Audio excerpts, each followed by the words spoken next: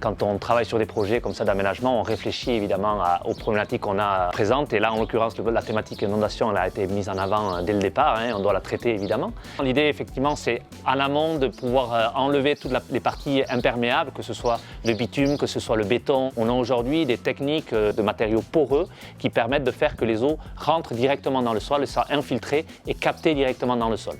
Le deuxième point important dans ce genre de projet, c'est de venir créer des espaces donc végétalisés et de venir créer des nous. Ce sont, on va dire, des surlargeurs, des fossés qui sont très très larges avec très peu de profondeur. Il n'y a pas une notion de fossé en soi, avec une petite dépression pour faire que les eaux de ruissellement puissent aller à l'intérieur et venir donc venir en perméabilité, venir être directement captées par le sol.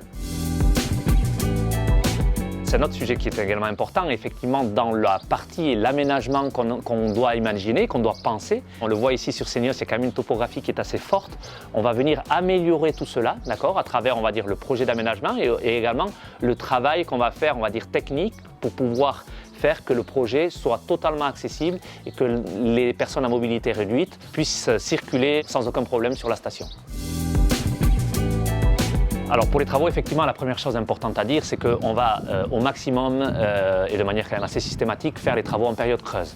En amont de tout ça, on va venir écouter les différents partenaires qu'on aura sur le projet pour pouvoir s'adapter au maximum sur le temps des travaux. Oui, l'idée de la concertation, c'est de pouvoir effectivement commencer à concerter, mais même la concertation va continuer en phase projet, d'avancée de projet, mais également en phase chantier. Ce que j'aime bien faire sur les projets, c'est que j'aime bien faire des rendez-vous café-chantier, ce qui nous permet de toujours échanger à travers un moment convivial. Il y aura moi, le maître d'œuvre, mais évidemment il y aura les entreprises et on aura à ce moment-là des échanges qui se feront, des adaptations qui se feront. Et ça, c'est des moments quand même qui sont assez importants dans la vie des travaux qui vont devoir se réaliser. D'abord, c'est une station balnéaire, donc effectivement, on sait qu'il y a un rush important pendant la période estivale, donc on doit d'abord s'adapter à ça, effectivement. Sur le projet du Penon, proprement dit, on voit que c'est une station qui a quand même un grand besoin d'être réaménagée, réhabilitée. Et moi, vis-à-vis de mon travail, de ma partie, on va dire, technique, il y a une vraie problématique d'adaptation à la topographie. Et ça peut vraiment apporter même une vraie plus-value quant à l'aménagement. Je dis toujours que quand un projet a une topographie qui est marquée, qui paraît comme ça un petit peu compliqué, ça peut vraiment amener une plus-value à la qualité de l'aménagement à travers les différents éléments qu'on peut y amener en termes de mobilier, en termes d'intégration. On va pouvoir faire quelque chose de très sympa. Je dirais le premier mot, c'est l'échange, la concertation, dès le départ de pouvoir échanger avec le public et les commerçants.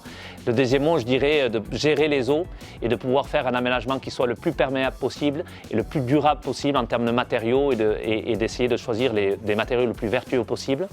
Le dernier mot, ça serait de pouvoir s'adapter à la topographie qui aujourd'hui est marquée, mais d'en faire une vraie plus-value quant à la qualité de l'aménagement qui sera amené derrière. Donc les trois mots-clés sur ce projet, je dirais que c'est l'adaptabilité, l'échange et l'environnement.